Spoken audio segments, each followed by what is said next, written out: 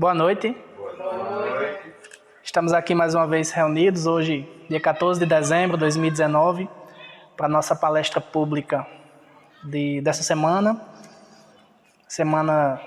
do mês de dezembro, tão bonito, um mês que as pessoas se unem na fraternidade, em um só coração, lembram um pouco mais do Cristo, fazem um pouco mais de caridade, de generosidade. Quem dera se todos os meses todos os meses do ano fossem assim, né? Então, meus irmãos, o tema que eu trago hoje é um tema que já foi dado aqui em palestra, mas como agora nós estamos com a melhor qualidade de gravação, enfim, nós vamos repeti-la, só que dessa vez com mais conteúdo, com mais entendimento em relação à primeira palestra, porque afinal de contas, com a experiência a gente vai aprendendo, né? Então, a parábola das 10 virgens é uma das parábolas das tantas que o Cristo nos traz no Evangelho, que não são meros falatórios de Jesus. Todas têm um significado profundo. A parábola das 10 virgens é uma das parábolas com maior significado no sermão profético que Jesus nos presenteia, porque ela trata de um assunto muito atual. Uma coisa que foi dita há 2019 anos atrás pelo Divino Mestre, cada vez mais nos tempos atuais se faz mais sentido. Ela está acontecendo o que Jesus previu. Agora, pelo amor de Deus, essas 10 virgens dessa parábola não quer dizer aquelas virgens que estão esperando quem desencarnar, como acreditam algumas religiões, não tem nada a ver. A gente já vai entender o contexto do que são essas 10 virgens, do que é esse casamento que Jesus fala nessa parábola. Jesus fazia uso das parábolas com elementos da época. Se Jesus estivesse pregando seu evangelho hoje, em 2019, provavelmente ele faria parábolas usando exemplos da internet, exemplos de celular, de tecnologia, usando meios de transportes que a gente tem hoje, uma parábola sobre o aviador, enfim. Mas como Jesus vivia na época dos hebreus, na época dos romanos, do Império Romano, da cultura hebraica, da cultura judaica, então ele fazia uso de elementos da época para nos trazer os ensinamentos eternos. Quanto mais o tempo passa, mais essas parábolas ditas há tanto tempo fazem mais sentido. Mesmo ele usando elementos da época, porque a mensagem, o que está intimamente dentro de cada parábola, é uma mensagem eterna, é evangelho. Então, neste contexto, onde está inserida a parábola das 10 virgens? Antes da gente entrar no estudo da parábola propriamente, a gente vai entender o contexto, onde ela está inserida, por que Jesus chegou a contá-la. Então, onde está inserida a parábola das 10 virgens? Alguém aqui já ouviu falar nos sermões de Jesus? Né? Alguns estudiosos, alguns autores dizem que foram 5 sermões no Evangelho. Alguns dizem que foram 4. Mas isso é didática. Eu, nas pesquisas que fiz para essa palestra, encontrei mais autores falando em 4 sermões. Dentre eles, o Sermão da Montanha, o tão conhecido Sermão da Montanha, aquela belíssima explanação do Mestre, onde ele nos dá as diretrizes, ele dá a plataforma que ele imagina, que ele planeja para o planeta, e diz como a gente deve se comportar. Quem será os salvos, né? Bem-aventurados os aflitos, enfim. E até mesmo Mahatma Gandhi chegou a dizer certa vez que se todos os livros da Terra se perdessem, mas apenas o Sermão da Montanha se salvasse, nada teria se perdido. E olhe que Gandhi não era cristão. Então, para vocês verem que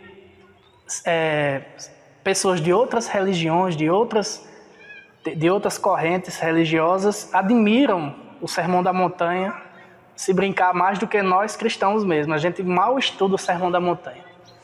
Então, o segundo sermão que Jesus aplica no Evangelho é o sermão profético.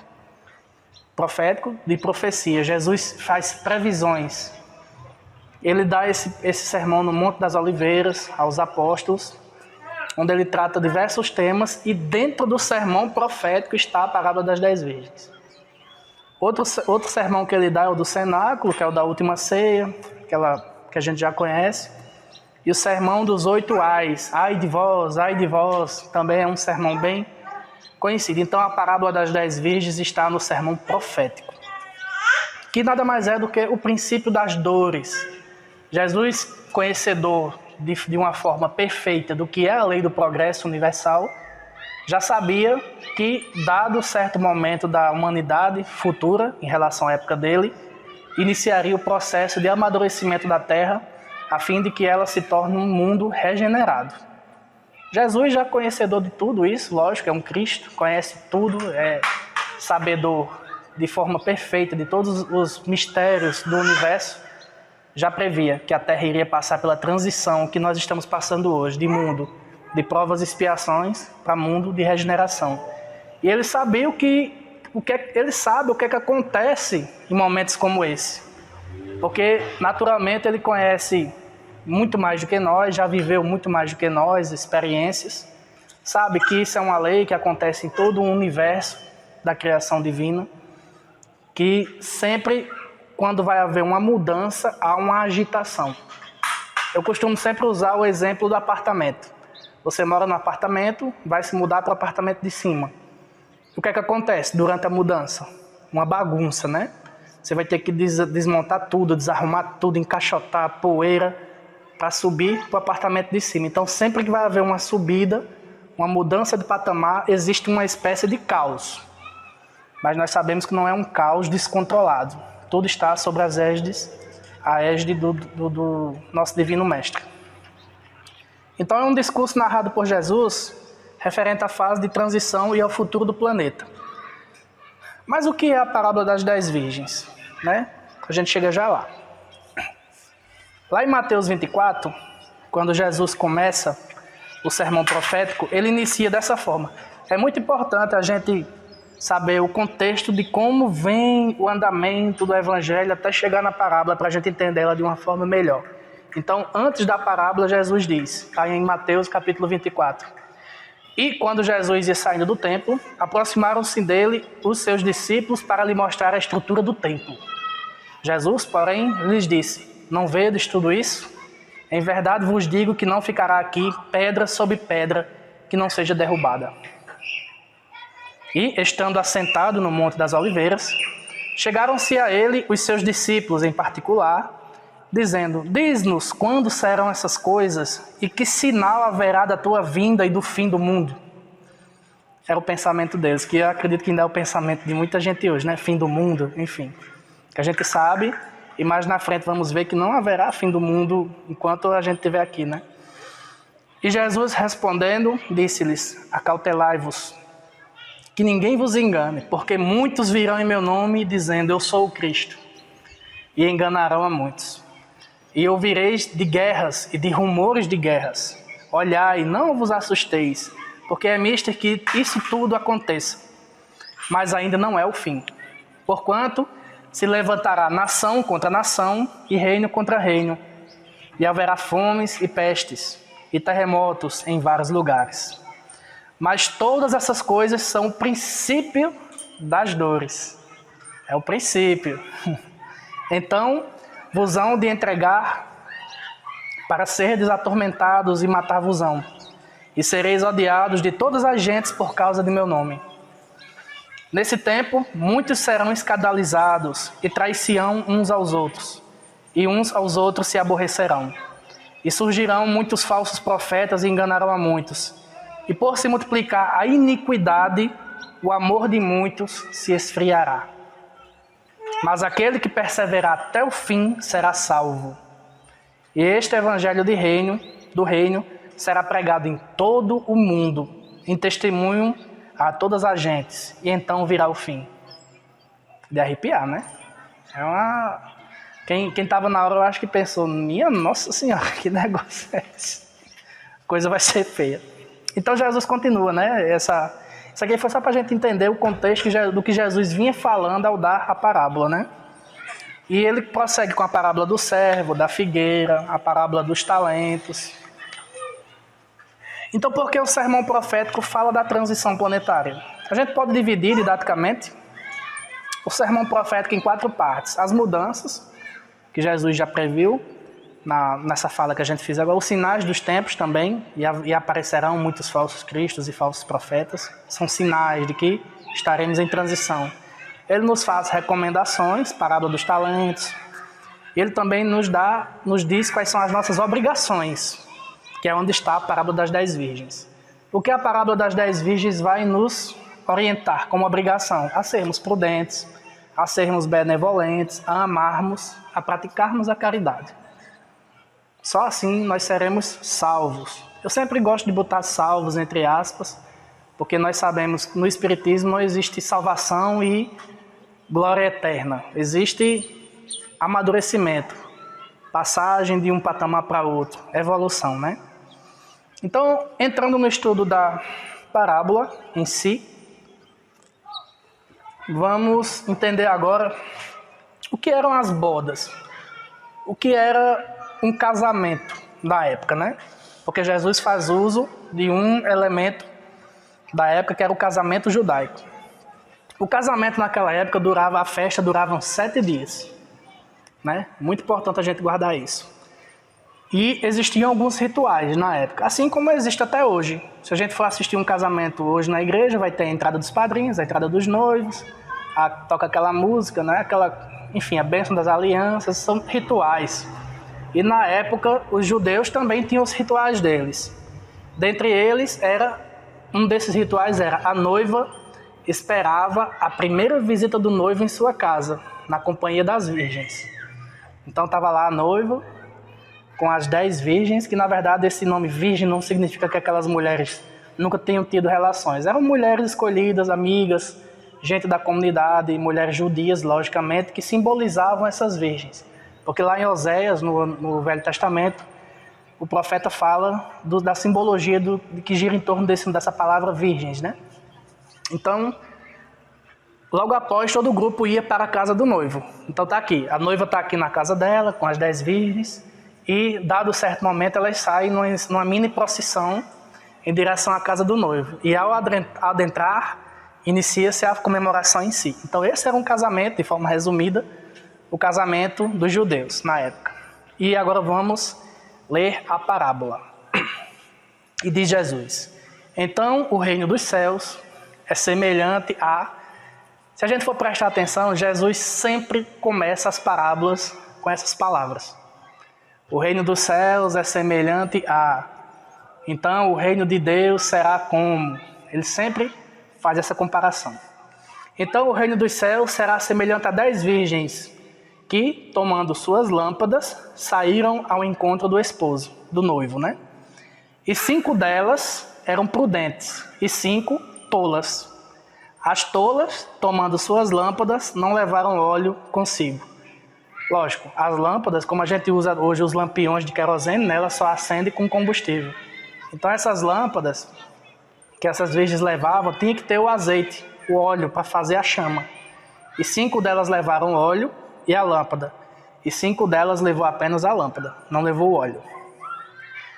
Mas as prudentes levaram óleo em suas vasilhas com as suas lâmpadas. E tardando o esposo, tosquenejaram todas e adormeceram. Olha só, a gente tem que prestar atenção a cada palavra que Jesus diz em suas parábolas, porque cada uma delas tem um significado. Por que adormeceram?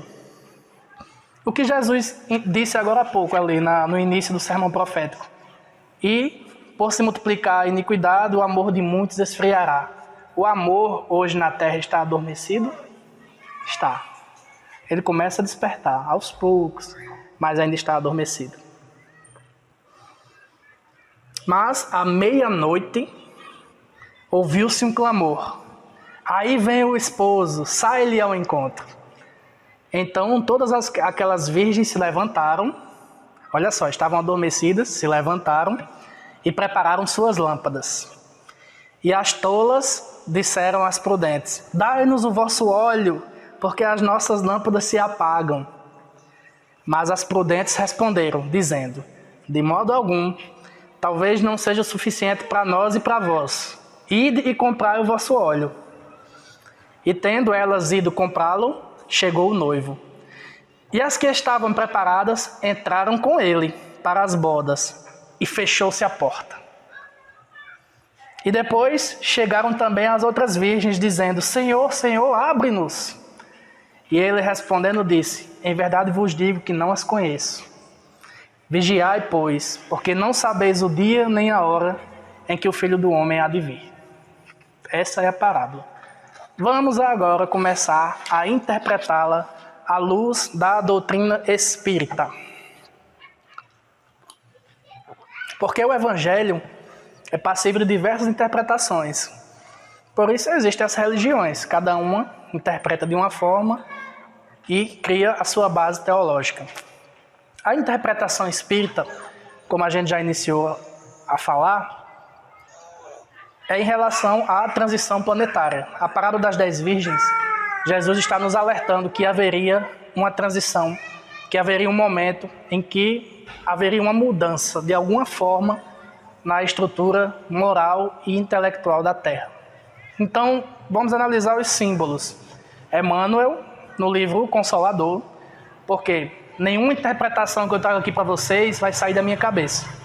Eu não sou tão tolo a esse ponto, de querer interpretar uma parábola à luz da doutrina espírita com meus pensamentos. Jamais. Eu vou repassar, tentar repassar. Então, Emmanuel, no livro Consolador, nos diz que a Terra seria a noiva. Se vocês prestarem atenção, na parábola, em momento algum, a noiva é citada. Já pararam? Vocês prestaram atenção? Só cita as virgens e o noivo, né? Mas Emmanuel diz que a noiva nessa parábola seria a Terra. E quem seria o noivo? Jesus. Quando há um noivo e uma noiva, o que acontece? Um casamento. O que seria o casamento?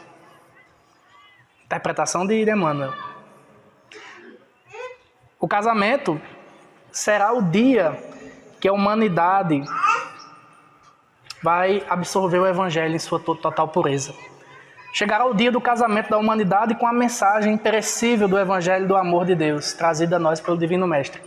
Ou seja, no momento que a Terra subir de patamar, se tornar um mundo regenerado, que nós aprendermos a amar e a vivenciar o Evangelho, é a hora que o casamento vai estar, a festa do casamento vai estar acontecendo.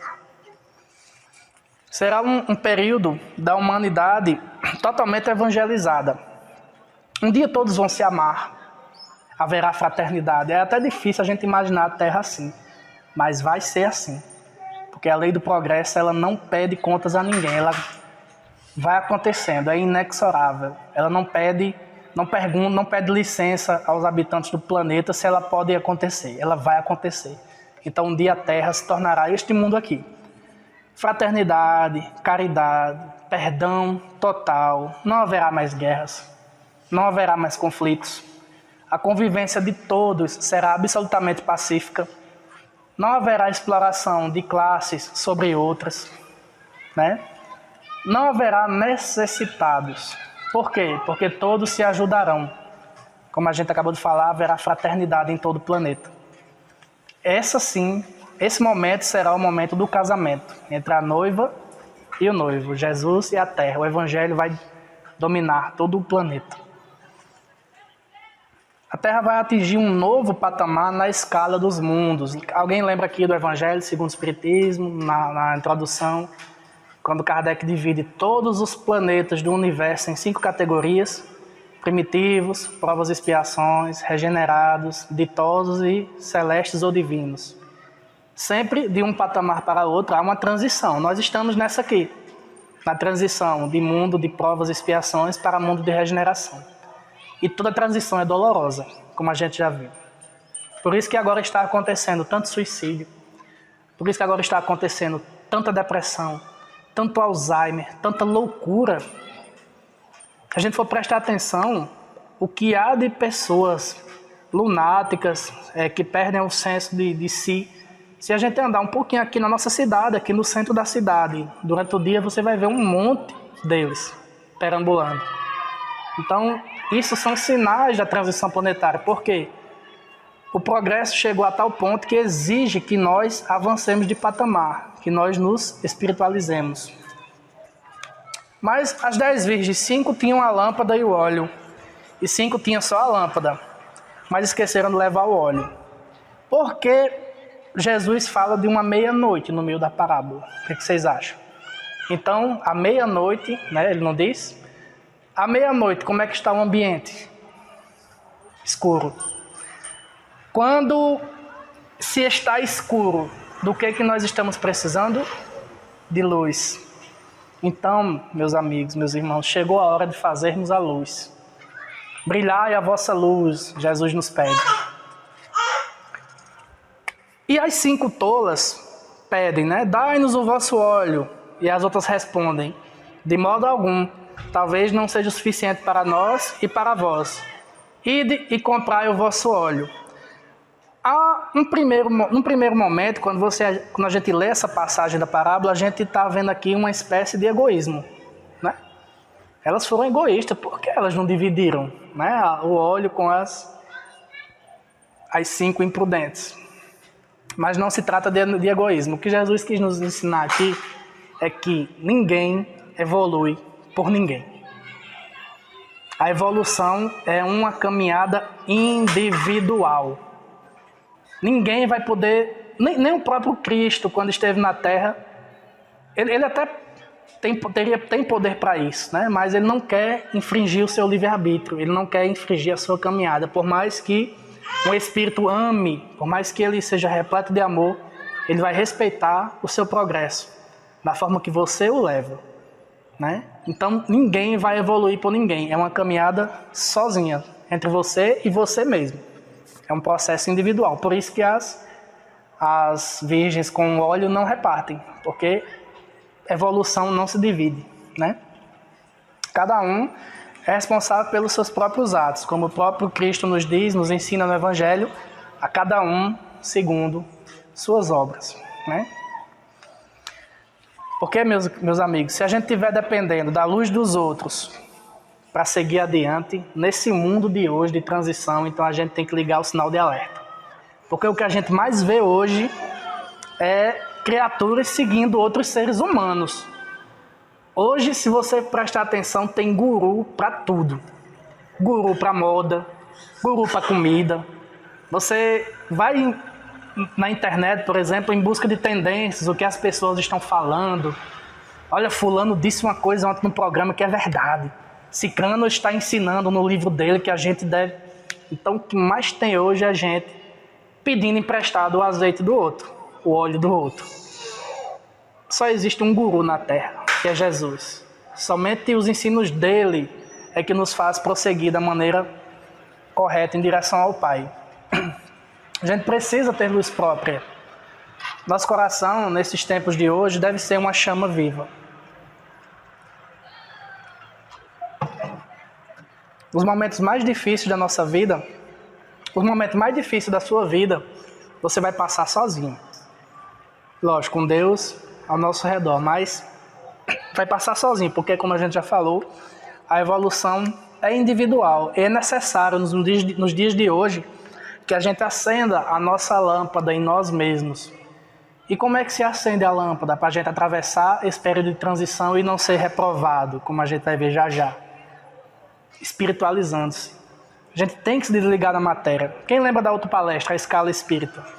O que é necessário para subir de patamar? A gente tem que se livrar do egoísmo, da raiva, do orgulho, do ódio, do ciúme, do ressentimento. Enquanto esses sentimentos estiverem dentro do nosso coração, a nossa lâmpada não vai se acender. E nós vamos estar igual as virgens tolas, sem um combustível para acender a nossa luz. Porque somente o amor é capaz de acender essa luz interna. Enquanto a gente não desenvolver em nosso íntimo a caridade tal qual Jesus a entendia, nós vamos estar no escuro, sem luz alguma. E para finalizar, uma palestra curtinha, né? Tendo elas ido comprá-lo, né? Chegou o noivo, e as que estavam preparadas entraram com ele para as bodas, para a festa, e fechou-se a porta. O que Jesus está querendo nos ensinar com "e fechou-se a porta"? O que vocês acham?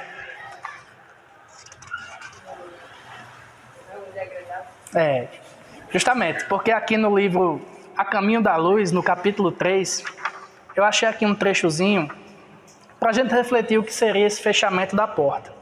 E lá, Emmanuel nos diz: há muitos milênios, um dos orbes da Capela é uma estrela que nasce no leste, que está a 42 anos-luz da Terra, que também tem seu turbilhão de planetas girando em torno dela, né? Isso é uma lei universal. Cada estrela, cada sol tem seus planetas. Um dos orbes da Capela, que guarda muitas afinidades com o globo terrestre, então era um planeta muito parecido com a Terra, atingir a culminância de um dos seus extraordinários ciclos evolutivos. Olha aí. Então, há muitos milênios, esse planeta atravessou a transição que hoje nós estamos atravessando, né?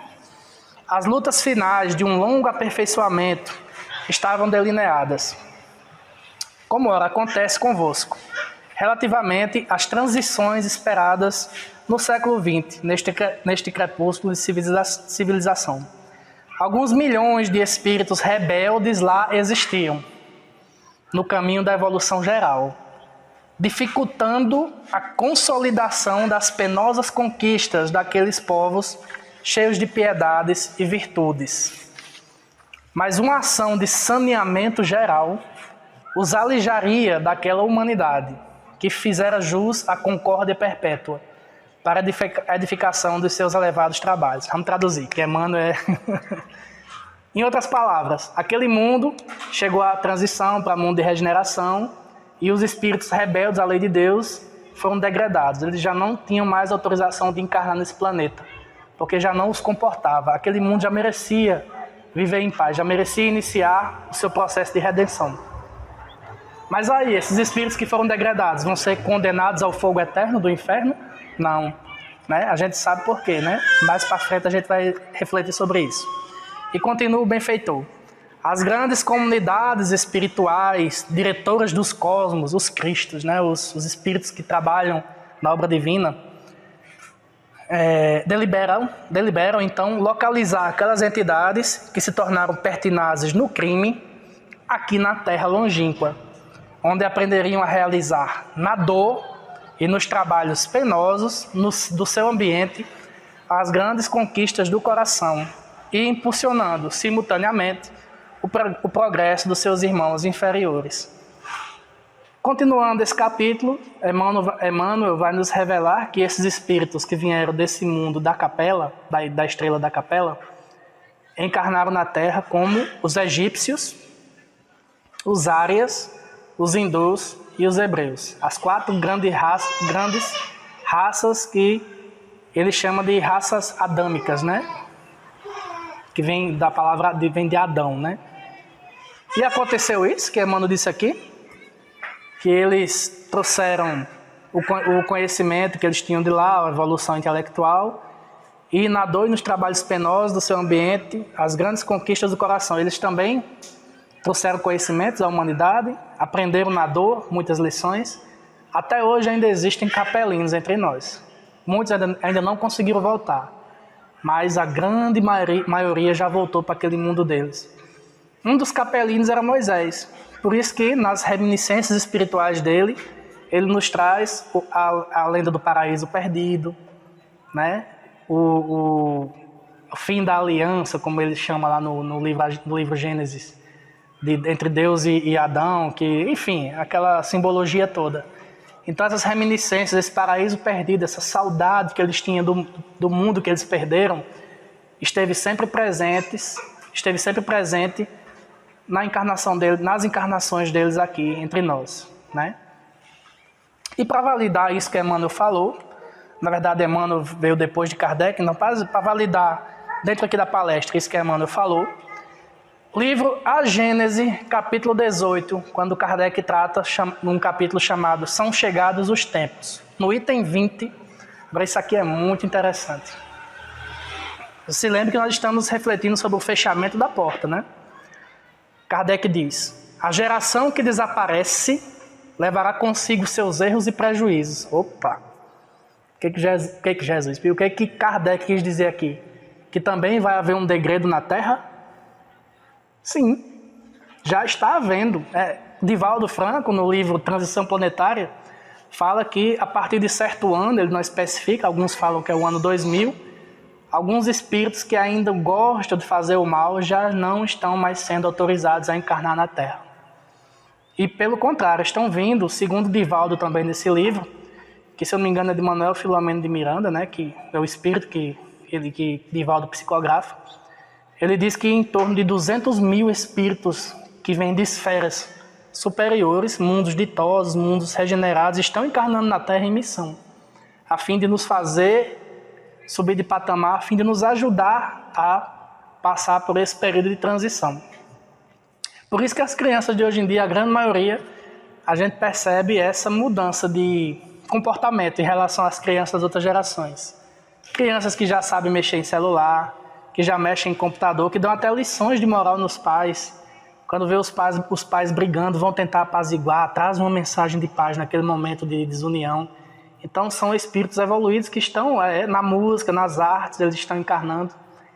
Não tem como a gente não lembrar dessa ativista, da menina lá da Suécia, que veio estar na Terra com certeza em missão para nos acordar sobre as emissões de carbono, sobre essa poluição, essa sujeira que o ser humano faz, que é a Greta, né?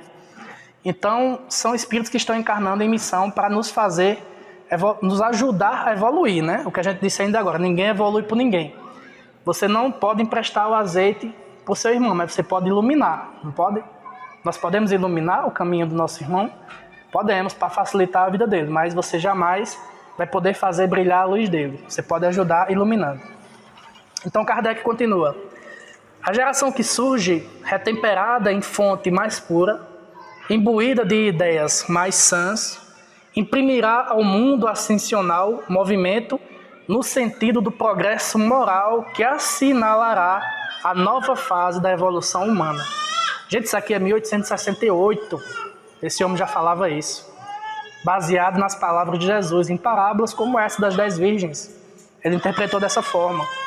E mais à frente, no item 27, ele diz, Kardec, tudo, pois, se processará exteriormente, como só ia acontecer, com a única, mas capital diferença de que uma parte dos espíritos que encarnavam na Terra aí não mais tornarão a encarnar. Isso aqui é Kardec, viu? Em cada criança que nascer, em vez de um espírito atrasado e inclinado ao mal, que antes nela encarnaria, virá um espírito mais adiantado e propenso ao bem. Olha só essas palavras de Kardec. Sensacional, né? A parábola das 10 virgens faz todo sentido quando a gente analisa por essa ótica. Então, o fechamento da porta, onde apenas as 5 virgens prudentes entraram, é a fase do degredo. É a separação do joio do trigo, como Jesus tanto usa também. Então, esses nossos irmãos, né? O que vai acontecer com eles? Vamos refletir. Só continuará na Terra, o que vocês acham? Vamos agora refletir. Só continuará na Terra quem é espírita? O que vocês acham? Sim ou não? Não. O que Kardec em algum momento disse, fora do espiritismo não há salvação? O que foi que ele disse? Fora da caridade não há salvação. A caridade é acender essa luz interior, é fazer a nossa lâmpada brilhar. Só continuará na Terra quem é cristão? Sim ou não? Por quê? Também o Divino Mestre nos ensina. Das ovelhas que meu Pai me confiou, nenhuma se perderá. Por isso que esse ensinamento do degredo, das pleiades de espíritos atrasados que não acompanham mais a evolução de um orbe, que são direcionados para outro mais atrasado, significa que Deus não desampara nenhum de seus filhos, até mesmo os que ainda insistem no mal. Eles sempre terão uma nova chance, sempre terão uma nova oportunidade. Mesmo que seja regredir de mundo, vir para um mundo primitivo, um mundo de provas e expiações, para recomeçar a tarefa. É o que a gente chama hoje de repetir de ano. Então, está chegando a hora, já estamos no momento em que a Terra está indo para outra série, está indo para um novo ano. E aqueles que não seguirem a lei divina, aqueles que viram as costas para a lei de Deus, não vão acompanhar os alunos que vão passar de ano, vão continuar na série que estão. Só que como a escola progride junto com os seus estudantes, então eles vão mudar de escola. É basicamente isso, né? Então, para finalizar, gente, todos, nenhuma ovelha do rebanho do meu pai se perderá, né? Todos estão convidados para a festa do casamento. E quando é que esse convite foi feito? Há quantos anos? Há 2019 anos atrás, né? Desde esse convite até hoje já tivemos cruzadas, Inquisição, Idade Média, guerras, Primeira e Segunda Guerra Mundial, peste negra, peste bubônica, gripe espanhola. E o mundo se acabou? Não. Então, o fim que Jesus fala na parábola não é o fim do mundo, é o fim dos tempos. Quando se termina um tempo, o que é que começa depois? Outro tempo, né? Então, o fim dos tempos que Jesus fala é o fim desse período onde o mal ainda domina o planeta. O mal, infelizmente, ainda é maioria na Terra, mas o bem já existe e em grande escala, né? O mal é quando a gente vira as costas para a lei de Deus. Então, infelizmente, ainda é a maioria na Terra. Mas com essa mudança de patamar, espíritos que já querem viver em paz, viver no amor, viver dentro da caridade, terão a oportunidade de fazer isso sem a presença desses irmãozinhos ainda tão atrasados entre nós. Essa separação, esses espíritos ligados ao bem já merecem. O tempo está se esgotando, as últimas oportunidades estão nos sendo dadas. Resta a cada um de nós refletirmos e fazermos uma busca no íntimo para observarmos se estamos portando o azeite do Evangelho Divino. Muita paz para todos.